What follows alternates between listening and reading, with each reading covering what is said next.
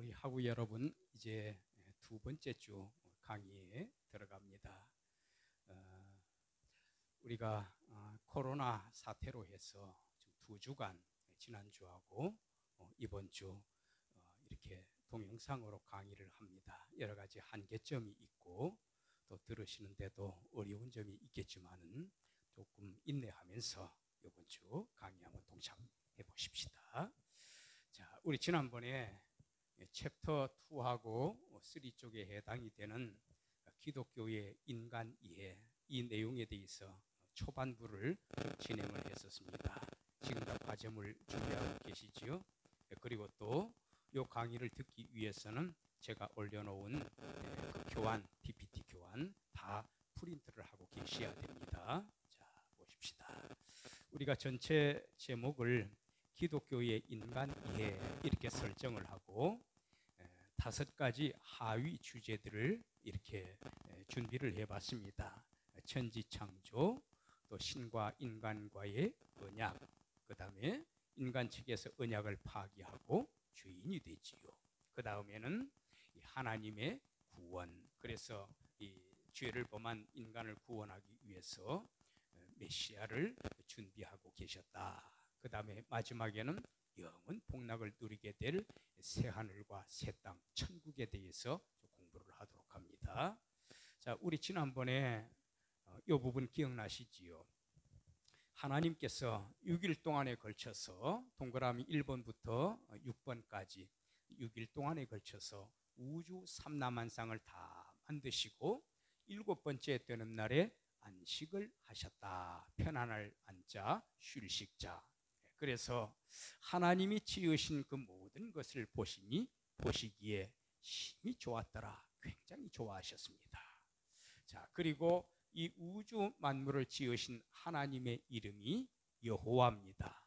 여호와, 영어식 발음으로는 제호바 이렇게 번역하면 되겠습니다. 이 말은 스스로 존재하시는 분이시다. 스스로 존재하시는 분께서 스스로는 존재할 수 없는 우주 삼라만상을 만드셨다. 자, 그런 의미에서 여호와. 자, 지난번 과제물 우리 두 번째 거 기억하고 계시지요? 3분의 1쪽 내지는 많으면은 반 페이지 정도 해가지고 제출을 해주시면 됩니다. 4월 1일까지 꼭 준비해 주세요. 자, 그러면은 하나님께서 우주 삼라만상을 다 만드시고 나서 굉장히 좋아하셨다고 했는데 그 가운데에 우리 그 인간을 창조하신 것은 맨 마지막 순서입니다. 그래서 금요일이 되겠어요. 금요일 맨 마지막 순서로 우리 인간을 만드셨다. 그런데 우리 인간을 창조하실 때에 여기에 동그라미 1번, 2번에 나와 있는 것처럼 우리 인간을 구성하는 2가지의 요소를 갖추셨습니다. 우리가 예를 들어서 이 볼펜이 있는데 이 볼펜의 구성 요소가 뭡니까 하고 물어보면은 우선 케이스를 이야기할 수도 있겠고 또 이 안에 스프링도 있고 잉크도 있고 이런 요소들 가운데 하나라도 빠져 있으면 그건 볼펜이 되지를 못합니다. 이 안경 같은 경우에도 스크류가 있고 유리가 있고 안경테가 있습니다. 이런 내용들 중에 하나만 빠져 있어도 완전한 안경이 되지 못하지요. 그와 똑같은 원리로 우리 하나님께서는 인간을 만드실 때 2가지의 구성 요소를 갖추셨다. 첫째는 뭔가 하면은 우리 몸이 되겠습니다. 바디, 몸이 되겠어요. 그래서 플래시는 살이고 바디는 몸입니다. 그래서 이 몸이라고 하는 것은 우리의 머리도 있고 또 이 얼굴 안에 눈도 있고 코도 있고 귀도 있고 또 손, 발, 몸통 다 사지백체를 갖추고 있지 않습니까? 이런 바디를 만드시는데 어떻게 만드셨나? 여호와 하나님이 흙으로 사람을 지으시고 생기를, 이 생기는 후 하고 부는 브리스, 호흡을 말합니다. 숨결을 말합니다. 이 코에다가 불어넣으시니 사람이 생명이 되었다.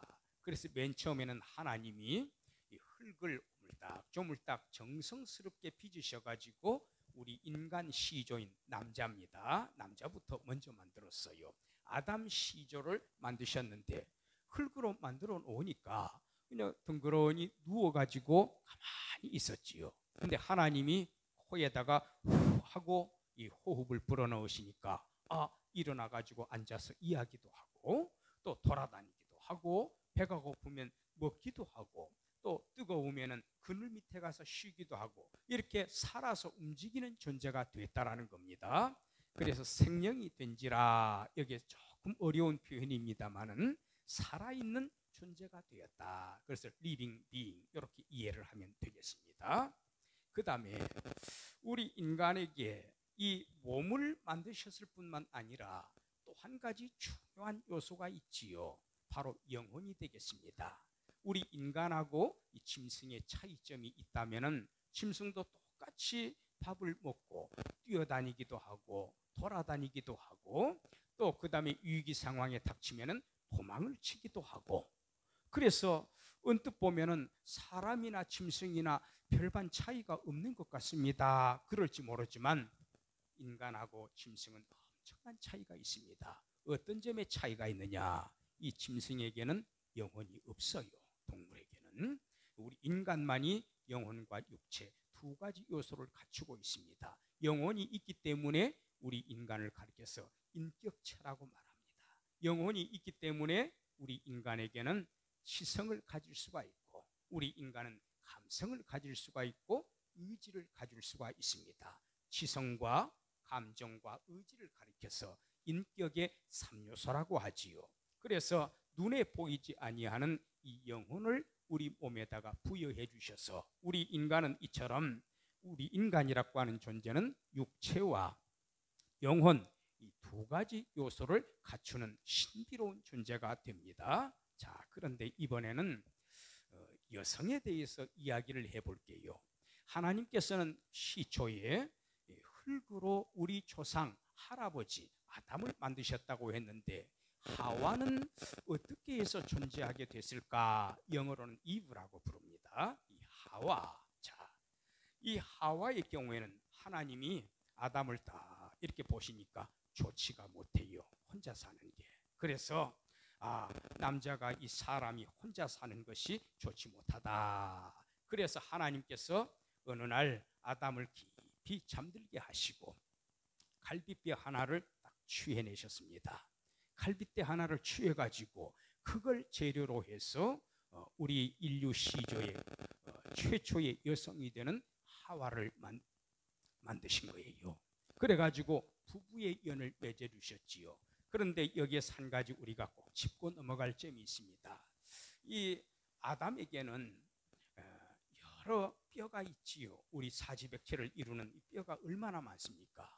그리고 또 한 가지 생각해 볼 수 있는 것은 아담을 흙으로 만드셨듯이 이 최초의 여성을 역시 똑같은 방식으로 흙으로 만드셨으면 어떠했을까? 우리는 그런 의문점을 가질 수가 있습니다. 자, 우선 제가 왜 갈빗대로 만들었느냐 이 점부터 설명을 할게요. 이 갈빗대라고 하는 것은 우리 몸을 구성하는 뼈 가운데 있어 가운데 쪽에 위치합니다. 상당수의 학자들이 이런 주장을 해요. 만일에 하나님께서 우리 시조인 하와 여성을 하와 할머니를 만드실 때에 만일에 아담의 머리뼈도 있으니까 이쪽 뼈로 만드셨으면 어떠셨을까? 또 아래 발 쪽에 뼈도 있지 않느냐? 그럼 그쪽의 뼈로 만드셨으면 어땠을까? 이제 이런 생각을 했습니다. 그런데 어떤 결론에 이르게 되는고 하면은 이 머리 쪽의 뼈라고 하는 것은 머리 쪽은 우리가 가장 귀하게 봅니다. 우리가 한자로도 보면은 수령하게 되면 머리 숫자를 쓰게 되지요. 또 가장 높은 벼슬직에 있는 사람 수상이라고 했습니다. 역시 머리 숫자를 사용합니다. 또 1등을 하는 사람을 수석 자리를 차지했다. 수석이라고 하지요. 머리 숫자를 씁니다. 이 머리 쪽은 존귀하게 여기고 귀하게 여기는 겁니다. 그러나 이 발 쪽의 경우에는 어떻습니까? 우리 인간의 무거운 체중을 이 조그만한 발이 다 지탱을 합니다. 온갖 굳은 일을 다 합니다. 그래서 사람들이 일반적으로 동양이건 서양이건 옛날 시대건 지금 시대건 발 쪽 그러면은 귀하게 보지를 않습니다. 천하게 여깁니다. 자, 제가 이런 예를 한번 들어드릴까요? 옛날 제가 어렸을 때 아마 중학생 때인 것 같습니다. 그 옛날 그 소설 가운데 그 로빈슨 크루소라고 하는 그런 그 소설이 있어요. 그게 자세한 내용은 제가 하도 오래돼서 기억이 안 납니다만, 이 로빈슨 크루소가 장사를 해보겠다고 잔뜩 배에다가 물건을 싣고 또 여러 사람들이 같이 동승을 했습니다. 그래서 떠났는데 도중에 엄청난 폭풍우를 만나가지고 배가 깨져버렸어요. 나중에 겨우 정신이 들어가지고 보니까 아무도 없네요. 자기 혼자만 살아난 거예요. 그래서 혹시 지나가는 배가 없으려나, 그래서 온종일 기다려봐도 배가 지나가지를 않습니다. 로빈슨 크루소가 큰일 났구나. 그래서 그 침몰된 배로 다시 들어가가지고 거기에 스푼이라든가 접시라든가 통조림 종류라든가 또 총하고 총탄 이런 필수품들이 있지 않습니까? 그걸 다 꺼내가지고 계속 옮겼습니다. 움막을 지었습니다. 나름대로 밭을 일궜습니다. 맨날 바다를 쳐다보면서 지나가는 배가 없나 그걸 살펴봅니다. 아무도 없어요. 자, 그런데 어느 날 집안에 들어가 있는데 밖에서 엄청난 소리가 들려오는 겁니다. 막 우르릉 쾅쾅 소리가 나고 막 저놈 잡아라, 누구 도망가는 소리, 뒤쫓는 소리, 이런 소리가 들려오는 거예요. 무인도인 줄 알았는데 이 로빈슨 크루소가 얼마나 놀랬겠습니까? 그래서 급히 실탄을 장전해가지고 밖에 나가 보니까 식인종들이었어요. 옆에 섬에서 어떤 식인종을 이렇게 낚아채가지고 로빈슨 크루소가 살고 있는 섬에서 태워서 음식을 마련하려고, 식인종들입니다. 로빈슨 크루소가 총을 들고 허공을 향해서 막 총탄을 날렸습니다. 쾅쾅 소리가 나니까 이 식인종들이 깜짝 놀래가지고 다시 자기 칸으로 돌아가서 섬을 떠납니다. 그런데 그날이 금요일이었어요. 그 구원을 받은 그 식인종이 잘못하면 먹잇감이 될 뻔했는데 그 식인종이 로빈슨 크루소에게 막 달려옵니다. 그래가지고 땅바닥에 탁 엎드리더니 말이 통합니까? 뭐 어디 의사소통을 어떻게 할 수가 있겠어요?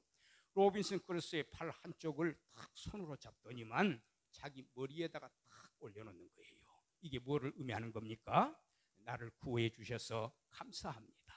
당신은 나의 생명의 은인입니다. 이제 앞으로 당신을 내 주인으로 모시고 살겠습니다. 그래서 가장 귀한 머리 쪽에다가 상대방의 천하게 여김을 받는 팔을 올려놓은 거 아닙니까? 바로 그 원리를 생각해 봅시다. 만일에 아담의 머리뼈를 가지고 하와를 만들었다면 하와는 자기 남편을 지배하려고 했을 거다. 독재자가 됐을 거다. 만일에 반대로 아담의 발쪽의 뼈를 재료로 해서 하와를 만들었다면 틀림없이 남편인 아담은 하와를 경멸하고 시녀처럼 취급을 했을 것이다.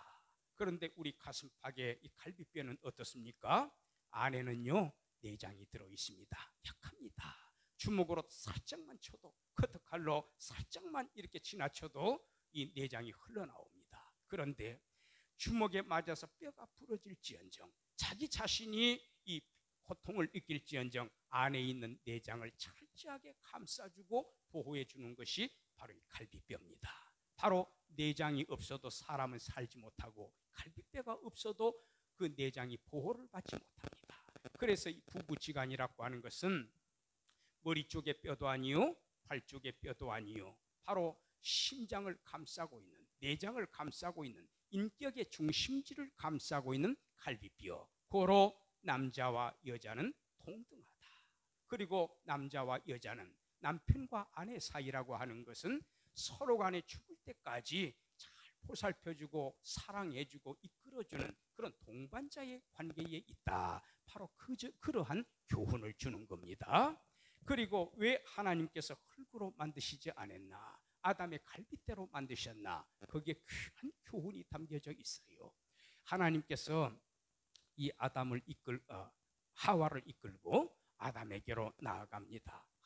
아담이 그 하와를 쳐다보더니 뭐라고 고백한 줄 압니까? 이는 내 뼈 중에 뼈요 살 중에 살중에 살이로다. 가장 사랑하는 부인이 되는 거지요. 만일에 하나님께서 흙으로 만드셨다면 뼈 중에 뼈라, 살 중에 살이라는 그 고백이 나왔을까요? 그래서 하나님이 애초에 남자와 여자를 만드신 것은 이러한 가장 사랑하는, 자기 생명처럼 귀하게 여길 수 있는 부부의 연을 맺어주시기 위해서 의도적으로 흙으로 만들지 아니하시고 아담의 갈빗대를 취해서 하와를 만드셨다. 그래서 우리 인간은 바로 이러한 존재입니다. 자, 그 다음에 하나님이 묘한 말씀을 해요. 하나님이 가라사대 우리의 형상을 따라 우리의 모양대로, 이게 우리라고 하니까 단수가 아니라 복수 형태로 나타나 있지요. 기독교에서는 하나님이 한 분이라고 그랬는데 왜 여기에 하나님이 대화를 하시는데 인간을 만드시기 전에 우리가 사람을 만들고 창조주잖아요. 우리는 왜 복수 형태로 나왔을까? 이거 굉장히 어려운 개념입니다만 한 가지만 기억합시다. 저희 기독교에서는 거룩하신 아버지 하나님, 거룩할 성자 아버지 부자 성부 하나님, 그리고 거룩할 성자 아들 자자 성자 하나님 예수님이에요. 그 다음에 거룩할 성자 신령할 영자 성령 하나님, 이렇게 해서 성부 성자 성령 하나님을 삼위일체 신 트리니티 가드라고 이렇게 칭합니다. 그래서 성부 성자 성령 하나님이 서로 대화를 나누시는 모양입니다. 그런데 묘하지요. 우리의 형상을 따라, 성부 성자 성령의 형상을 따라, 또 성부 성자 성령의 모양대로 그랬습니다. 동의어를 2번을 반복을 했지요. 무슨 말인가 하면은 우리 인간은 철저하게 하나님께서 당신의 형상대로 만드셨다. 동물과 다르다, 짐승과 다르다. 그래서 하나님의 형상대로 만든 이것이 동물과 인격체의 구분점이 되는 겁니다. 자, 그러면 여기에서 궁금하지요. 기독교에서 말하는 신의 형상이라는 것은 뭘 말할까? 이 하나님은 영체십니다. 그래서 손에 잡을 수도 없고 눈에 보이지도 않습니다.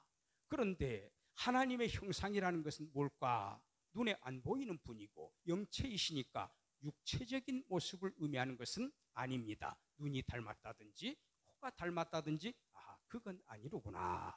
그러면 이 기독교에서 말하는 인간은 신의 형상대로 지음을 받았다. 이 형상은 뭘 말할까? 여러 가지 설이 있습니다만 여기에 저는 한 가지만 좀 이야기하려고 합니다. 장로교를 맨 처음에 세웠던 500년 전에 장 깔뱅, 영어식으로는 존 켈빈이라고 부르면 됩니다. 이 칼빈이라고 하는 분이 뭐라고 해석을 하는가 하면은 하나님의 형상이라고 하는 것은 the moral image of God, 신의 도덕적 형상이다. 도덕적 형상이다. 성품이 닮았다라는 거예요.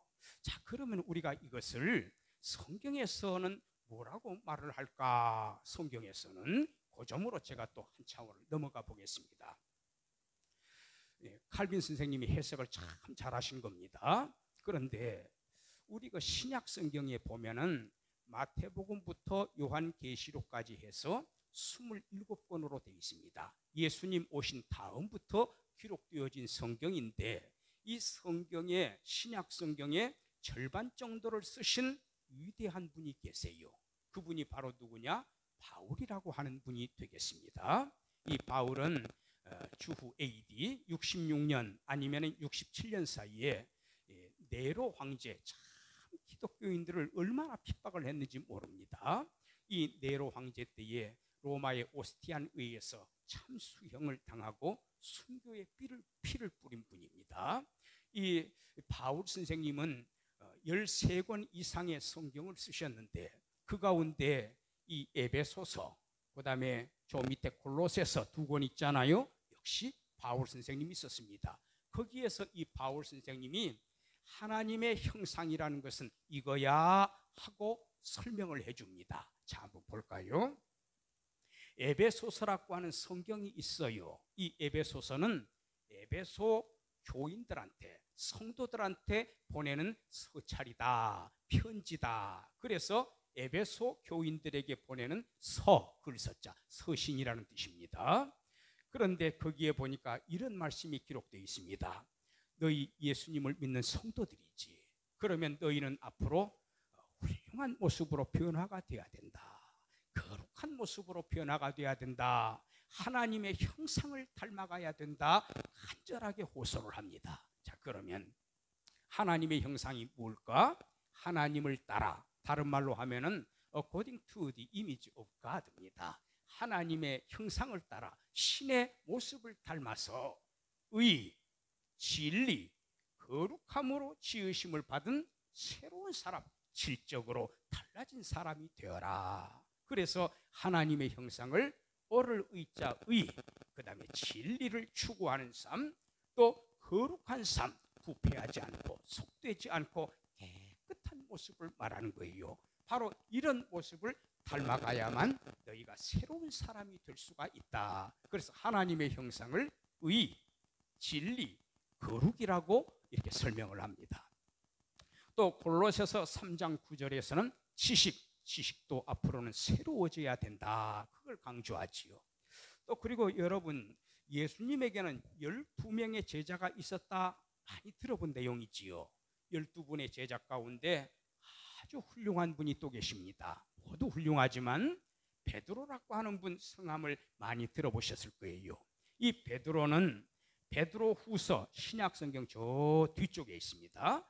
베드로후서 1장 4절에서 7절까지 하나님의 성품을 본받도록 해라. 예수님을 믿는 사람들아, 하나님을 닮아야 한다. 하나님의 형상을 따라가야 된다 하면서 하나님의 형상을 뭐라고 했는가 하면 믿음, 덕, 지식, 절제, 인내, 경건, 우애, 사랑, 바로 이런 사람으로 회복이 돼야 된다. 이걸 굉장히 강조했습니다.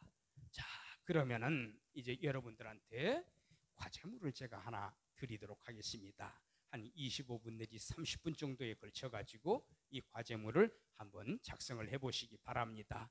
다음에 하지 그러지 말고 지금 빨리 연필 꺼내서 작성을 해보세요. 그리고 4월 1일에 꼭 제출을 해주셔야만 출석을 인정받을 수가 있고 성적에 감점이 없습니다. 자, 첫 번째, 학생 자신은 이것이 하나님의 형상이야. 아까 여기 앞에 보니까 바울 선생님은 의, 진리, 거룩, 지식, 베드로 선생님은 믿음, 덕, 지식, 절제, 인내, 경건, 우애, 사랑, 이렇게 말씀을 하셨는데 나는 이렇게 생각합니다. 그래서 성경의 모든 도덕적인 형상을 백과사전처럼 다 기록하는 게 아니거든요. 바울 선생님이나 베드로 선생님이나 간략하게 대표적인 성품들을 기록한 거예요. 그러면은 여러분들은 여기 베드로 선생님이나 바울 선생님이 말하지 않은 것 가운데에 나는 이것도 하나님의